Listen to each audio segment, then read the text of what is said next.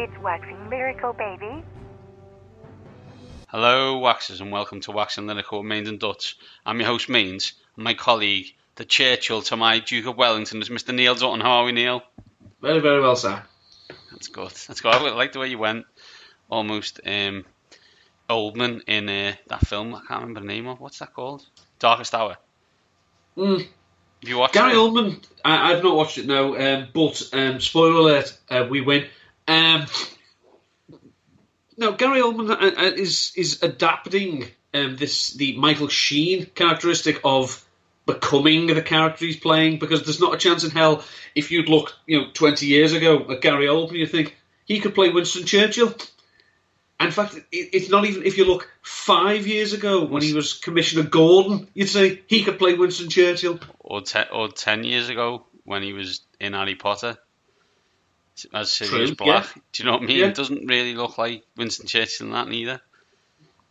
An excellent character. An excellent, character actor.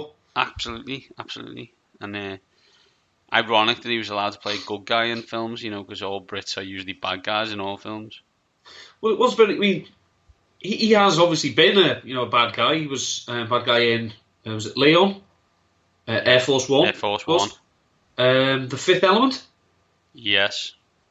I'm sure there are other ones that escape me. But it wasn't until he played Commissioner Gordon, and then of course George Smiley, that he turned to the light side of the Force. Fantastic, top man. Loves his Cockney accent. I'm sure he loves eels and other rhyming slang. Whelks. Loves pie and liquor. For those Moving in America on. who don't know what that is, it's as gross as it sounds. It literally is warm deal juice. I'm not kidding, and I've eaten it as well. I have, yeah. Honestly, pie mash and liquor. I was proper Cockney. I may as well have had a pearly suit on. Up the apples and pears and all that. Yeah, let's move on. That rabbit hole's gone, Dutton. Let's carry on with the rest of the show. You thought that was weird? We've got two classic weird world for you to start the show. We're then going to dive into some NFL news. That's right. There's massive NFL news. It's the 24th of May. This league does not stop, even if it wants to. And by the sounds of the commissioner and all of his cronies, they don't want it to stop. They just want everyone to get really mad at them. But we'll get to that. Yeah, they're not Goodell's cronies. And then Dutton, we've got a playoff final preview with Ray Summerlin.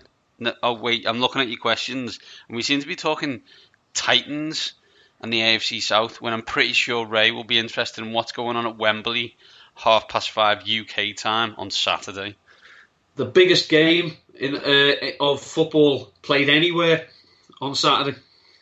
I unfortunately won't be watching it, as I will be breathing into a brown paper bag while my two boys who are with me at Anfield are going, "Dad, why are you swearing at that TV?"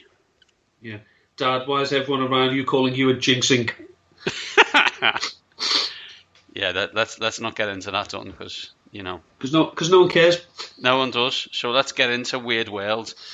And what I love about the first story, Dutton, is it's a motto for life, really. Everyone now loves a selfie. There's no way you can go on the planet. My eldest has just been to London. I'm sure he took 57 selfies while he was there with all his mates, with random things about. Here's a picture of me with the Houses of Parliament, all that. But Dutton, selfies are dangerous. And this guy found this out to his cost, to a deathly cost. A man has been mauled to death after he tried to take a photo alongside a bear.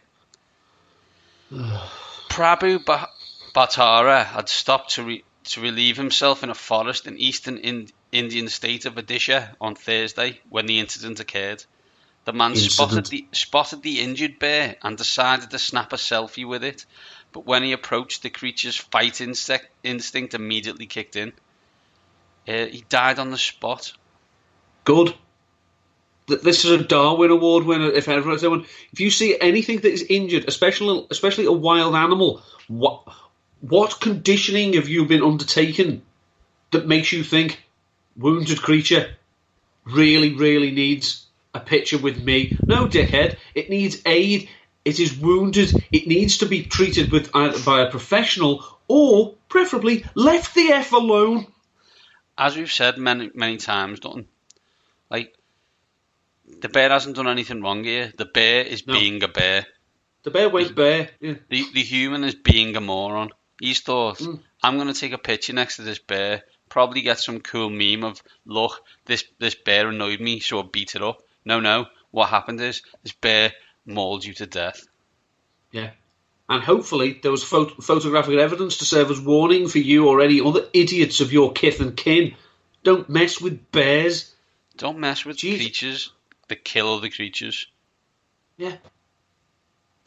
It's plain and simple. Plain and simple, Dutton. But on the plus side, I say, there's one less dickhead on the planet. Yeah. We will be glad to know that he won't be breeding anymore. That just reminds me, saw on Twitter the other day. It was pure Ireland, but it really made me laugh. It was, man comes home to his house and there's a note on the refrigerator saying, I've left you and I'm taking the kids. Man unplugs the refrigerator and says, you're not going anywhere. Love it, Dutton. Love it. Similar note, Dutton. You hear that phrase, do unto others as they would do to you. And it's usually that's why I kick myself in the balls more often than not. It's usually meant in a nice way. However, this lady took it to another extreme. I'm gonna call out friend of the show, Tony Esposti here, as he sent me a link from the worldwide religious news website. Just saying. Thanks, Tony. Why are you on that? I don't know. Is it a kind of know your enemy approach? Or is there something that Tony's told us that he has risen? Who knows? Jehovah's Witnesses get some of their own medicine. A British mum, could only be British, decided she'd turn the other cheek, the suggested 70 times 7, and it was time for some Christian action. I don't know why it was Christian action. After dealing with missionaries from the Jehovah's Witness Church every month for 12 years and telling them each time that she just wasn't interested, it was either take some action or some medication for that nervous twitch that struck every time she heard the doorbell. She chose the former. Jane White gathered up the courage and a considerable amount of religious literature and other magazines, we'll come back to that in a moment, and set off for the local Kingdom Hall to give them back some of their own medicine. She timed her visit carefully to arrive in the middle of their services, bang loudly on the door until someone answered, and then proceeded to offer her literature to the congregation and talk to them about her religion. She was forced to move along after about 30 minutes of talking. Hats off to them for putting up with it for 30 minutes. See, obviously it can be annoying, but, was it once a month for 12 years, was that? Seriously, invest in a sign or a large dog. They won't come back. The thing I don't understand about that, is she in like some kind of Jehovah's Witness route? Or does the same person keep on knocking on a door? Yeah, I mean...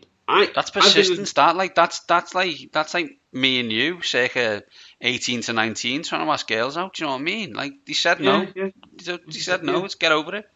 I mean, I'm sure. I mean, are the Jehovah's Witnesses knocking at the same time every day? I have no idea. Go out, go for a walk. I mean, I've been in this house for nearly 8 years. I think Jehovah's Witnesses have knocked on the door twice. That's the same number of times as local politicians have. So, I mean, ultimately, I don't know how often. I mean, is she being particularly coy and playing hard to get with these? Oh no, I'm not really interested. And I think we'll just keep coming back. I mean, I find in situations like this, and it comes back to with the chasing girls, that the phrase "off" has a wonderfully liberating effect, and also makes your intentions perfectly clear. We go back to the fact that she gathered up her courage and a considerable amount of religious literature and other magazines. So were they all the religious magazines, or has she just got a stash of Penthouse from the cupboard and starts throwing them round? Christmas catalogues.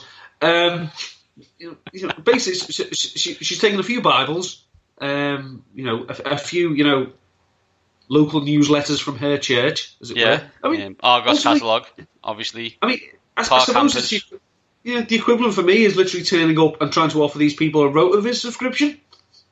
I don't know why not. But it's awfully hard for me to carry that around, as it's essentially an online enterprise. Yeah, you're not going to give them a load of iPads, are you? No. That's Weird World. We love it. And it is. There's some crazy stories, and it is. And it's getting weird about it today. If you on Twitter, especially if you've got some for us, send them through. We are at waxing_lyrical. If you want to do it individually, Dutton is at ndutton13, and I am at Mainsy7. Dutton, let's move on. Talk some NFL news. You are the number one expert on tight ends in the world of fantasy, are you not? No. Okay, well, I'm going to say that. I'm an enthusiastic amateur. Okay.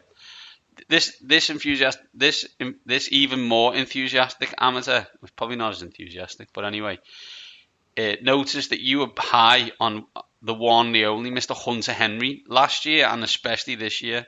Now we've been crushed by the news that he is out for the season with an ACL injury. I guess, Dutton, my question to you is, what's the fallout? Well, the fallout, obviously, last season, the Chargers made it their business to get Antonio Gates the tight end touchdown record, and then for some bizarre reason, still kept trotting him out. So once they, decided, look, this wonderful player, this Hall of Fame caliber talent is now old and slow, he really needs to not play as much. Once they then started deciding that Hunter Henry would be a better option, their offense actually started to look very, very good. So this year, obviously, they said to Antonio Gates, as opposed to the Dallas Cowboys, who had their Hall of Fame tight end say to them, "Nah, I'm off." The Chargers just said to Antonio Gates, "Thanks for everything. It's time for you to get on with your life's work." Then Hunter Henry goes and blows his ACL. Now, they could obviously re-sign Antonio Gates, but what's the point? He's past it, and he is. I'm terribly sorry to Tone, but you are. So, Hunter Henry was not a heavily targeted player last year, but you take away Antonio Gates' contribution, and then you'd assume that Henry would absorb an awful lot of the work that Gates was getting. This isn't going to happen now, so the fallout is, in my opinion, there are three people who benefit the most on the Chargers, assuming they don't sign a tight end. Now, the only major free agent tight end I can think of is Julius Thomas. Now, if Antonio Gates is finished, JT is not far behind. So the three people are Virgil Green, who has been, is always going to break out. He's always next year's breakout candidate. Now, he was just probably going to come in and just be the backup, the second tight end, the blocking option. Now, he's still going to do a lot of blocking, but he may see a few more targets. However, the most number of targets he's had in his career is 37. So even if he just has that, it's not going to be a great season for him. The second person who's going to benefit the most is Keenan Allen. Now, Keenan Allen was, let's be polite, absolutely awesome down the stretch last season. He was the best wide receiver in football. Yes, I am saying that, ahead of Antonio Brown and DeAndre Hopkins and Julio Jones. Yes, I am saying that. He was absolutely phenomenal. He saw 24 red zone targets last season. There are 23 red zone targets that are no longer on this team. That's Gates and Henry's. Allen is naturally, I think, going to absorb some of them. So his floor was already he was going to be a top producing wide receiver in fantasy. He just has the option to do that. He's now going to have the opportunity to cement that role. But one person who may really help, especially when it regards the red zone, is Mike Williams, the first-round pick they used last year. Mike Williams coming out of college, the knock on him was he doesn't get open. He just, his contested catch rate is phenomenal because it has to be because he can't get open. Now, Mike Williams is 6'4", he's 220 pounds. He's a big wide receiver. If you can't get open, but you can fight and win the ball, that's a helpful skill to have in the red zone. Now, I think he didn't play over the game last season. He did have 4 red zone targets, which on the time, of the games he played, that was 23% of the Chargers' red zone targets. So they do look for him in there. Now he's going to have the option. Let's say the option. He's going to have the opportunity to see more of these looks. Chris Wessling and Greg Rosenthal did mention on the Around the NFL podcast that maybe they will use him almost as a pseudo tight end.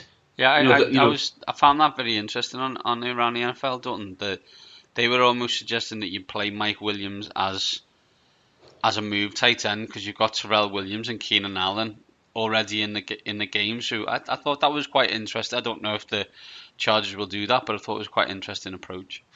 It was like a flip because we have seen in recent years there have been tight ends who've been played as wide receivers. Evan Ingram, Zach Ertz, Jimmy Graham. These do get played essentially as big wide receivers rather than tight ends. So it would be interesting to see it flipped. I mean, I think it's somewhat of a tell if you see Mike Williams playing at the end of the line. You know he's not going to be there to block. But ultimately, if you get a matchup you like and just throw it up and let him fight for it, it's going to help. I mean, Phil Rivers, is a pretty good quarterback still, and the Chargers' offense was bloody good last season. So obviously it's a blow that they have lost Hunter Henry, but I don't think it's a death knell for them. I think it just means better. I think it just means good things for the offense, the offensive pieces that are still there, but in particular, Green, Allen, and Williams. I love the idea of Keenan Allen getting more targets. Like, if that's even humanly possible. Like, that just may as well just snap it to Keenan Allen. Do you know what I mean? While Keenan Allen then throws it to Keenan Allen, like Mr. Perfect did in them videos back in the day. Yeah, just imagine, a wide receiver getting the target volume of Jarvis Landry, but 10 yards further down the field, and there you have Keenan Allen. It's nice. I like it a lot. Next one, Dutton. I guess it's the one that everyone kind of wants to talk about, but no one wants to talk about. Just when you thought the NFL couldn't be any stupider, they said, "Hold my beer," and brought out the new rule on the anthem with no consultation with the players whatsoever. Not that they needed to, like, legally, like. I understand that they didn't have to. Like, it's not within the rules to do so. It's not part of it. Might help. But I would really like the idea of speaking to the people who were gonna, deal with in such a way. So for people who aren't aware, they've now said that you don't have to be outside for the anthem. However, if you are outside, you have to stand for the anthem. I guess me and Dutton have discussed this ad nauseum. My thoughts are perfectly clear. I was always under the impression that kneeling wasn't seen as some kind of bad thing. It isn't in any other country in the world. I don't think Mohamed Salah has shown disrespect by getting on his knees. Neither is Sadio Mane every time they score. That's not what they're doing. The thought that the NFL is so scared of losing money and being the punching bag of some moron on Twitter who just so happens to be president of the United States of America is unbelievable to me. There's a picture, there's a video yesterday of a guy just being tasered because he had his hands in his pockets. Like, that's the reason the likes of Eric Reid and Colin Kaepernick kneel down, because it's social inequality and social justice. It's got nothing to do with a flag. It's got nothing to do with an anthem. America is a wonderful place at times, but it's also very strange. The thought of, like, being that arsed about the Union Jack flag. I always get that. Is it Union flag? I don't know. It's now called the Union Jack. It used to be only called the Union Jack on ships, but now it's called the Union Jack. Okay. And God Save the Queen, which, let's be all brutally honest about it, is an absolutely horrific national anthem. But anyway. And a horrific message as well. Well, yeah, but it's just awful. Like, why would you be that arsed? I just don't get it. I don't get that. There's certain things I don't get about the country. We won't even get into the guns thing. But being that bothered about a flag and a song is unbelievable. Governments do not get to determine patriotism. Governments have to earn patriotism. Because, little story, about 100 years ago there was a government that mandated patriotism to the leaders of the country. It was called Nazi Germany. Now, I hate to sound, like a, screaming lefty here, But if your model is Nazi Germany, you have not read all of that particular history book. If your society is so terrified of opposition that you have to mandate patriotism, your society is broken. And by drawing attention, by creating an artificial situation, congratulations NFL, you haven't made this problem go away. You've actually turned it into... Do you know that club we used to go to? Oh, yeah, it was boring, I hated it. It's closing down. Whoa, we're going to have to go now. That's what you've done. The situation was shutting down. All you've done is rekindle the activism. Well done. Yet another issue the NFL has seen.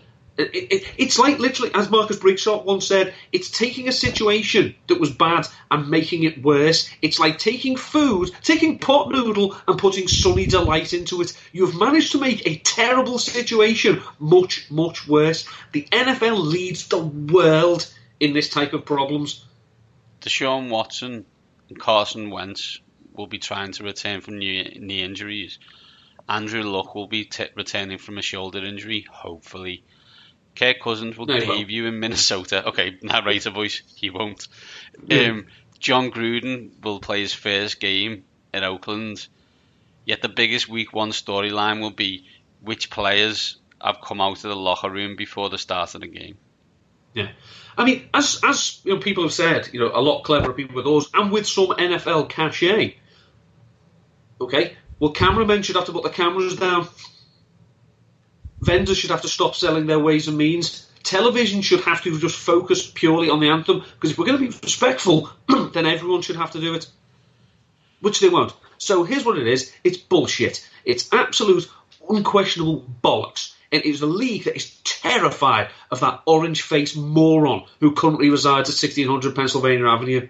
The thing I don't understand about it as well, though, Dutton, is it's actually owners being scared of other owners. Like, Jed York suggesting that he abstained and then getting praised for it. Well, no, just, like, don't abstain, vote no. Take a stand, yeah. Like, vote no. Like, Stephen Johnson paying the fines, fine, like, that's good.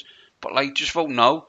I don't want a unanimous decision but 4 people abstained. I want it to be 28-4. No Jerry. No Texans owner. No, you're not in charge just because you shout louder. You're not in charge. This is a 32 owner league, and we all have to agree, and we don't. So wind your neck in. And get on with it. Here's a little something as well. If you're a player and you do not fully understand what's happening, do not come out and speak of an agreement, because this is not an agreement. This is a diktat. Players are being told to do this. They were not consulted by rich white billionaires who are not a representative cross-section of the average NFL player. Absolutely, Neil. Absolutely. We can go on this for hours. Let's not. Let's drift on to 3 players. Very different situations, although all I guess could be linked similarly. Crazy story coming out about Richie Incognito.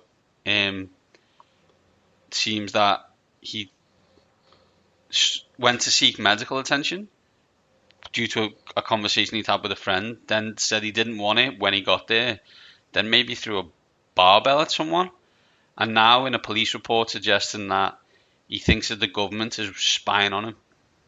Oh, why do bad things happen to good people? Yeah, I mean, Richie Incognito has not been portrayed, or may not even be a good guy. I don't know him. He doesn't have a good backstory. But, like, you just read this and you're just like, this dude needs help. Like, you know what I mean? Like, dude needs to go and speak to someone, go and sit in a room. You know what I mean? He just needs things to be explained and walked through with him, because he's not of sound mind and body right now. No, he's got into, you know, he's mentally, it sounds like he's taken a knife to a gunfight, quite frankly. Next story done, crazy one, the Reuben Foster story.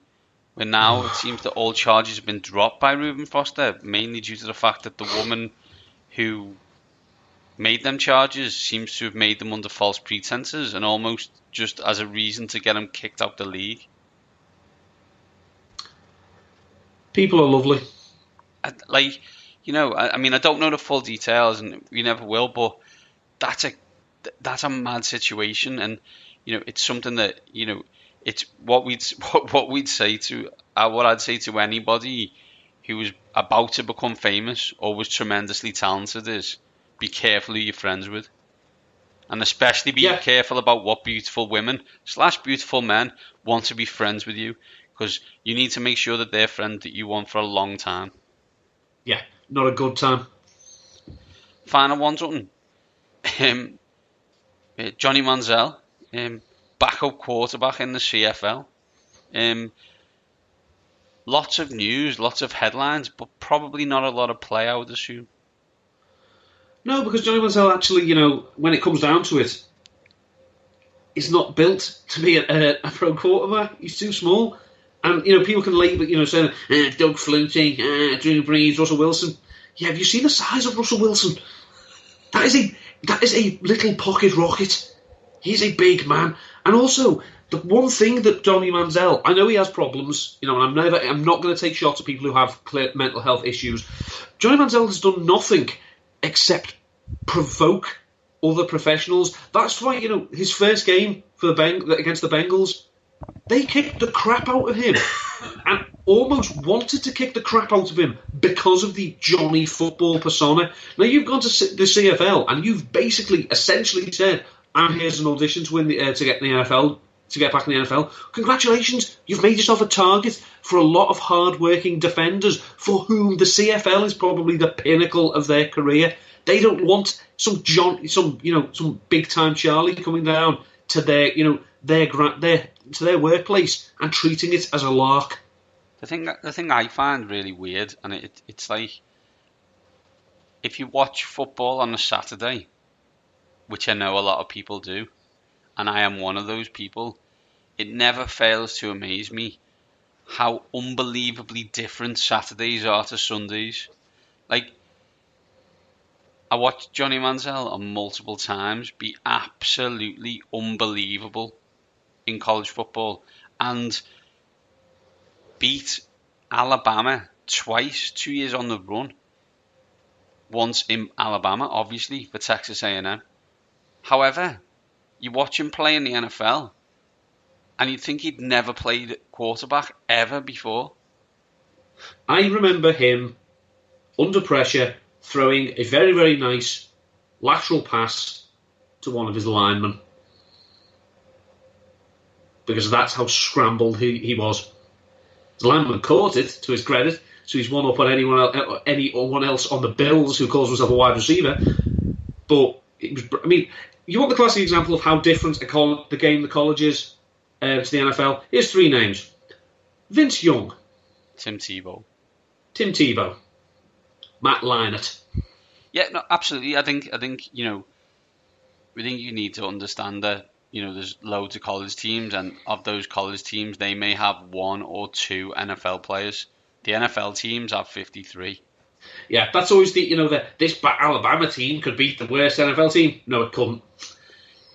It's a nice thought, and they are excellent, but you're not right. Yeah, you've got 6 or 7 really, really good professional players. They've got 53 professional players. The numbers game dictates it will be bloody. Absolutely, Neil. Absolutely. Well, Dutton, that's enough of our ramblings on the NFL. Let's head to Nashville, speak to Ray Summerlin to talk. You think we're talking about Titans, Dutton? I am absolutely talking Aston Villa Fulham at Wembley on Saturday. I'd forgotten how. Dutton, joining us now, back once again like a renegade master, our hero and friend, Mr. Ray Summerlin. Ray, how are we? Living the dream, my friends. How are you guys? Yeah, we're great. Dutton's got a load of questions here, right? And I'm looking through them. We got about 7 absolutely outrageous questions, ridiculously related to the NFL. Who gives an absolute hoot about that? Saturday, 5:30, Ray. Season-defining, ownership-defining, manager-defining game at Wembley. Aston Villa versus Fulham. Give us your thoughts. I am surprisingly calm. And not because I'm confident in any way. There's no confidence. I think these are two very evenly matched sides. I think they're two sides that probably arguably should have won automatic promotion. They didn't. Now they have to play. And it's not that I'm not worried about Fulham. I mean, Sessegnon's on that side, and any team that's got Sessegnon in it, you're worried about playing them. But I'm just calm. I think Villa's got sound defense. They've got Terry and Chester. It's about as good as you get in the Championship. For a cornerback pairing, they've got the Scottish Cafu, who is going to put Sessegnon in his pocket like he did Traore. They have, I mean, their front three, well, not their front three, their front four, but three of their front four with Grealish and Adoma and Snodgrass. I mean, that's about as good as you get in the Championship. I'm kind of hoping that Fulham just has another playoff collapse. I'm just, keeping my fingers crossed. It ends up 3-0 or something, but I think it's just going to be one of those 1-0, 1-1, go to penalties kind of games. And for some reason, it doesn't worry me. I'm just sitting and waiting, just calm as can be. I imagine that changes a bit come Saturday morning. See, your Rotorworld colleague and fellow Villa supporter, Josh Norris, on the other hand, was tweeting me earlier how nervous he actually is. We're 48 hours away from the game, so he'll be, pants off, burning his house down, I'd imagine, by kickoff. He texted me last Friday that he was already nervous. So it hasn't been a pleasant week for him. But, he's a bag of nerves. I just, I'm not out there. I'll just put on my Benteke jersey that I still wear proudly. I don't care if he's with Palace. I still wear it proudly, signed, and I'll put it on, and I'll sit here and be happy and hope for the best. And the good news is it's a late enough kickoff that I won't feel bad drinking if we lose. So there you go. Yeah, I wish you all the best. If you do win, however, I'll be an absolute nightmare because there'll be another season that Liverpool won't win the league, as they'll be getting the maximum total of 1 point off Steve Bruce after probably a dirty 0-0 draw at Anfield, followed by somewhere like I would expect a 2-1 loss at Villa Park. 3-1. 3-1, yeah. 2-1 and then a 85th minute goal on the break. I've seen this movie before. Yeah, we've seen it more than once done. More than once. In the world of congratulations, though, Ray. I mean, let's first things first. Since the last time we spoke to you, we have congratulations because you survived what we've described as the Mike Malarkey era of the Titans. And how relieved are you that it's all over? I'm very relieved, mostly because I guess it was 2 years ago I caught a lot of flack from Titans fans because I thought that it was going to be John Robinson. His one decision to keep Malarkey kind of colored him in my eyes. And I said, there's no way this is going well. And that was the wrong decision because he made a lot of good decisions after that. He's obviously a very good talent evaluator, and I'm completely on board now. But that one decision colored it so much for me. Then they had some success.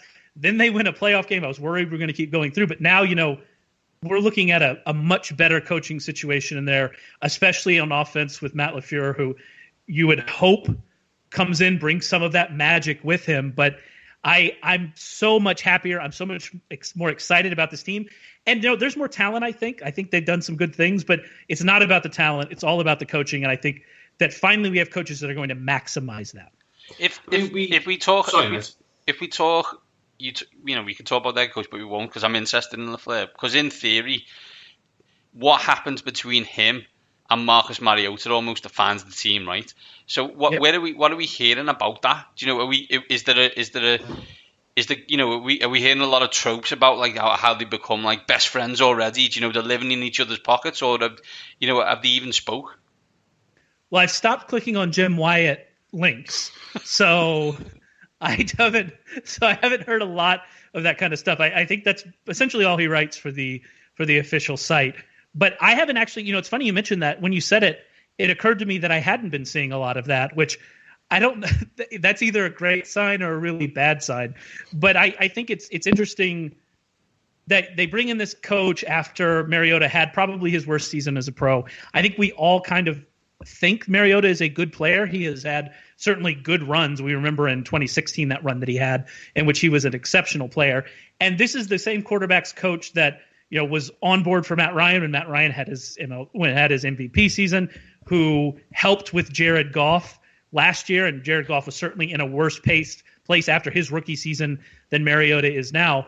And so while I haven't seen all of those normal, they're best friends, they're working together great, he's learning the system faster than any quarterback I've ever, which every year, every new quarterback learns the system faster than any quarterback in history.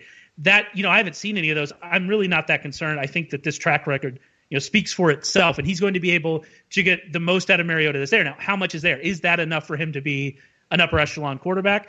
I don't think this roster really needs that level of quarterback, but I'm hoping for sure that it is. I mean, we saw last year, obviously, with the Rams, with Sean McVay, obviously an offensive coach, he pretty much just turned the defensive side over to the defensive coordinator, obviously, is Wade Phillips.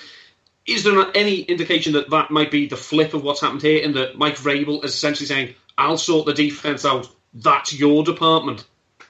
Again, I haven't seen any quotes about this, but it seems to me that that's the way it's working out. It makes sense that that's the way it's working out, especially for a first-time head coach. He's not going to get to into the minutia on the side of the ball that he's not comfortable with. So it seems to me that that's the way it's working out. Again, I haven't read anything official. It's funny. No offense to anybody that covers the Titans that might be listening to this. They have some of the worst coverage in the league. Like if there's an Eagles press conference, there are about 1,000 tweets from 12 different reporters that happened during the Eagles press conference. If there's a Titans press conference, there are 3, like maybe. It's really bad, the coverage that comes out of there. And I guess Nashville's a smaller market and all that stuff, but you really don't see it. So I haven't seen a lot of those normal things that we've been seeing from these other teams. But like you said, I think that certainly makes the most sense. Dalton, is that why my Twitter feed blows up every time there's a press conference and all? It's retweeted by Neil Dutton, retweeted by just choose one of them for press conference. You won't offend them. Just pick one. There's too many. I'm trying to get on every single one of their good sides, so I have to retweet Jimmy Kempski, Jeff McClain, Phil Lesbo, and I've got to retweet them all because they all say the same thing, but they all say it in a different way. Yeah, it's true. We mentioned Marcus Mariota already, Ray, but I'm interested. It was a funny year because it was pretty miserable 2017, whether coaching staff or health, but then really. We got that final game, the game against Kansas City, and what can we got? And now we got an offensive coach. Do you see him bouncing back in 2018? And from a fantasy point of view, do you see him as one of those quintessential late round quarterbacks? Yeah, I think that from a fantasy perspective, I'll tackle that part first. He's the kind of quarterback it makes sense to take a chance on in the later rounds, especially if you can get him outside of the top 14, 15, things like that. Because I think, my philosophy has become at this point that I am going after quarterbacks that can create with their legs because I just think the ceiling is so much higher. We've seen it time after time after time. Cam Newton, not completing more than 60% of his passes, still being an absolute monster in fantasy. And so he's the kind of guy you want to go after in those situations. I'm expecting a bounce back, like I said, from a coaching perspective. I also think the receiving core, it probably ends up being better. That was the big concern coming into the offseason, or one of the big concerns coming into the offseason. You have Rashard Matthews there. You have Corey Davis. You have Taywan Taylor. But is anybody going to step up? Well, you drafted Corey Davis to be that guy. And I think we forget that last year, his rookie season, he's making a big jump up in competition, and he was hurt, and he didn't really have an offseason. Then he got hurt again in the regular season. And I think we're maybe overlooking how good of a player Corey Davis is. I think him coming in, having an entire offseason, having the ability to really learn that offense, I expect him to take a big step forward. And if that happens, that gives Mariota more weapons, better. I think the situation surrounding Mariota last year had a lot more to do with him struggling than he did. And if that situation improves, we think it improved as a coaching staff. If we think the receiving core improves, then I think that's going to help him really elevate his game. I wrote an article recently about Rashard Matthews, about his dynasty value. He's, according to Fantasy Football Calculator, in dynasties, he's currently going wide receiver 66, whereas Corey Davis was going wide receiver 13. Now, I'd say Corey Davis obviously, has an awful lot of promise, but as a wise man once said, potential is just something that means you haven't done it yet. Yep. Is Matthew just being criminally underrated, or do you think it could literally just be it's now the kid's time to shine?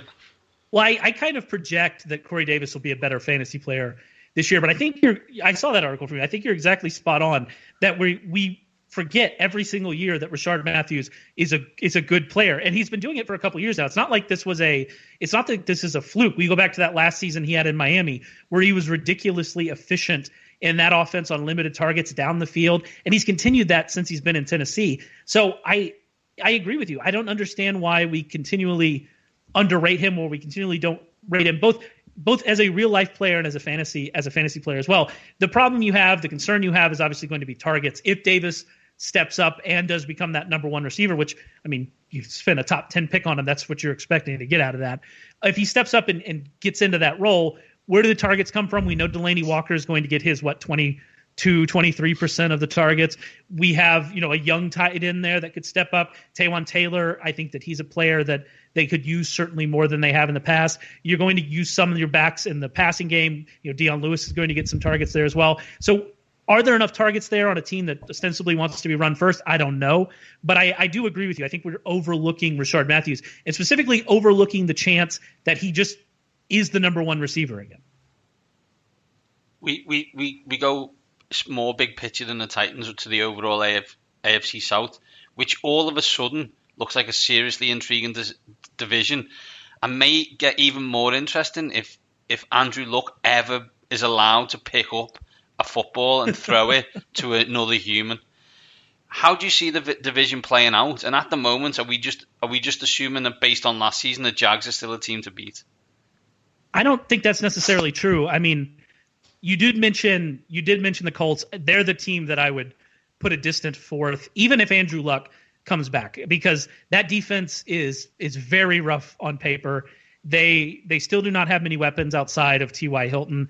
I'm not sold on that team at all. But I think you look at the other three teams, Titans included, and you think all three of these teams have a chance to do something. Obviously, the Jaguars, they have the defense. We know about that. Although I will say one move that might have been kind of overlooked and it could end up, we look back and say, oh, that's something we should have paid attention to, is them losing Aaron Colvin and then replacing him with DJ Hayden, which I think that's a big drop-off. So it'll be interesting to see what happens to their pass defense. That was such an important part of their team. So we'll have to see what happens there. But obviously, the defense is there. They have the receivers, they're 100 receivers deep. At this point, I don't know if any of them are particularly great, but they have a lot of them. They have Leonard Fournette. Their offensive line should be better with Norwell in there. So they're who they are. But you have to look at the Texans and say, this is a team that should be a lot better if things work out, especially on defense. I mean, only guys coming back from injury on defense completely transform that. You get J.J. Watt coming back, you get Whitney Merciless coming back. That transforms that defense. That front seven is fearsome if those guys are back to where they are. They added Colvin. They added Matthew to the back. That's a pretty stout unit. And then on offense, I mean, you don't really like what they have on the offensive line, that's for sure. But you get Watson back, and Watson's back healthy, and he's who he was last year. Then you're suddenly explosive on both sides of the ball, really. I like the Texans quite a bit. I think the Texans people might be sleeping on them just because of what we saw last year. But if I was picking a favorite, I might pick them. It's a little bit of a risk-reward proposition because of all the injury issues they've had. But I think that team is primed to be really good. They just seem as well. I don't think it's too much of a spoiler alert. Deshaun Watson is not going to have a 10% touchdown rate next season. Hold on. How do you know that? Well, I just have a feeling there's something about evidence. But even if he just regresses to the mean and has something like a 5 or 6%, that's still like 30 odd touchdowns. And then to be honest, the Houston Texans, since they've been relevant, so the last 3 years under Kubiak, and since then it's been on the back of the defense. All of a sudden, to have the idea that this is actually quite a good offense to watch as well, and the defense, it doesn't need J.J. Watt to have 20 sacks because the defense can more than meet them halfway, as it were. Yeah, and that's what I'm talking about. Is that even if the defense, even if Watt is not who he was, right, and even if that back end is not as good as maybe it looks on paper, there's still an offense that can be incredibly explosive anywhere. I mean, we saw that with Watson last year, and you're right. He's going to step back from what he was in those 6 games, 6 starts. That's probably not going to continue. But if he can get back to even like a similar level, then we're talking about an offense that can be explosive as well. One of the best receivers in the game, one of the best deep threats in the game. We don't need to talk about the backfield, but that can be a very explosive offense. With that defense, they're going to be tough. And like you said, this division is suddenly 3 deep, and Andrew Luck works its magic. We'll see what happens 4 deep. I don't see that happening, but Andrew Luck is one of the best quarterbacks in the game when he's healthy, which may never happen again, but assuming it happens again, right? He's been that. So yeah, this division is suddenly very, very interesting. Obviously, we spoke earlier about Josh Norris, fellow World writer, fellow Villa fan. But another thing that you seem to have in common with him is an appreciation for niche English TV shows. He obviously is a huge fan of the Great British Bake Off. As am I, yeah. Yeah, but you also were strongly advocating a US version of Countdown. Yes. I absolutely adore Countdown. And what's funny about Countdown is I don't ever anymore watch the real version. I just watch 8 out of 10 Cats because that's hilarious. And I still get the puzzles. The number puzzles are my thing, which seems like an odd thing, right? But I, as a writer, I love the number puzzles. I think it's one of the best game ideas. I'm so much of a nerd. I just go, there's a generator online that I found that you could just, click how many, 2 bigs, please. And it'll just pop it up for you and give you 30 seconds. I absolutely love that. Another English show I found randomly in the depths of Reddit that is not, they brought an American version over, but it's not nearly as good. And you can't actually find it streaming anywhere except for the depths of Reddit. And that's Taskmaster. Taskmaster is unbelievably amazing. What a great show that is. And I'm really keeping my fingers crossed that BBC America or somebody brings, I know it's not BBC, but someone brings it over. I'm looking forward to that for sure. Taskmaster is it Greg James or Greg Davis, sorry, the big Greg bugger. Davis is on it, and then Alex Horn is the guy who comes up with it. Greg Davis is very, very funny, but I always look at him and think he's about, half a bad day away from getting that angry. He could literally slaughter everyone in the room. He just looks that unhinged at times. He is giant. He is a huge human being. I wasn't, it's funny. You walk down the street every now and again and you see, oh, well, that's a big guy. It's a big guy. And then you go to someone that's 6'7", 6'8", and you go, goodness, how, are you a human? Are you sure that you're a human? Well, he actually, I don't know if you know this, Ray, like yourself, he used to be a school teacher. I'm aware. I have. Well, obviously, I saw the In-Betweeners and required reading, as I think it is. And then he did another show, Man Down, right, where he was a teacher. Yes. So it seems to be a recurring theme. Maybe he should write something else. I don't know. Well, he did. He tells a story that the reason he stopped being a teacher was because a pupil walked in late. So he thought, all right, I'm having you. So he shouted at him and went, where have you been? Why are you walking into my room lesson late? And the kid turned around and said, sorry, sir, I was living La Vida Loca. And he said, if kids are going to start tweeting Ricky Martin and me, quoting Ricky Martin and me, it's time to get out the game. I think we need to go back to the fact that Ray's trying to dress up the fact he likes the number quiz, where it's actually that he likes Carol Vorderman and Rachel Riley doing the number quiz for him on the 8 out of 10 Cats, especially. Rachel Riley can be a little bit more cheeky on that than she can be at 5 o'clock in the afternoon on Channel 4. That's the funny thing I find about Countdown is that it came out and they had Vorderman on. This is 30 years ago, and now they've got Rachel Riley, and you can just that show is on at 5 o'clock. Put some clothes on, girls. Do you know what I mean? Maybe a long skirt. No, I say women wear whatever you like. I'm very open, very very liberation on that front. It's funny. I understand why you would think that. I actually like the number quizzes. It's bad. It's really bad. I feel really nerdy about it, but I don't even care. It's interesting. Numbers are fascinating. It's better than the words one way they do it, and you get the 7 consonants and 3 vowels, and you go, I can spell the. You're like, oh God, I'm crap at this. I'm really bad at this. What's funny about those is my wife's actually a math teacher, much, much smarter than I am. She's terrible at the number game. Terrible. Destroys the word game. She comes up with 7s and 8s. I'm like, what? You don't even read. How do you know all these words? But she knows the big words. That's what. Fantastic. Well, Ray, as always, a pleasure. And I guess I wish you all the luck in the world for Saturday and hope you get the result that you require. Well, I wish you got all the luck in the world for Saturday as well. It's going to be a big Saturday. Certainly a big Saturday. I don't care. Yeah, Neil doesn't care. I do. I will be in Anfield watching it on a big screen, so I do care big time. They're going to have the stadium and have that's going to be fun. They've sold somewhere in the region of 35,000 tickets for people to watch it on telly. One of the greatest scams of all time. Give us 10 of your English pounds and you too can watch it on a telly with your mates or people you don't know. Oh, fantastic. Let's do it. 35,000 of us. Comfortable stadium seats. Exactly, yeah. Come and sit in this plastic seat at 9 o'clock at night. I'm taking 2 kids, both under 10. Like, I must be insane. Yeah. That is the proper way to view the situation. All right. Cheers, Ray, and we'll speak to you soon. Talk to you soon. That was a brilliant Ray Summerlin there. Surprisingly calm, considering his team are on the brink of getting back into the Prem. Yay! I hit it well. Can't effing wait for John Terry and Steve Bruce to be back in the Prem. Yay! Did you see that? Apparently, Villa are going to give Terry the option of missing the Chelsea games if they get promoted. Piss off! Come on. Brave John Terry can play through these things. I'm doing a hand gesture now to my thoughts on Brave John Terry. I won't use that word, but it rhymes with anchor.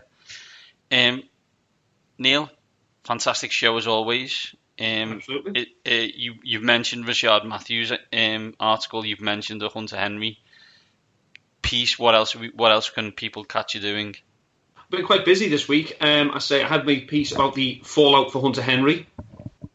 I also did a rookie rap battle for RotoViz, why I would take Darius Geis over Rashard Penny. Yes, I did have to say nice things about Washington and how they're a better offense than the Seahawks. Yes, now I'm going to puke.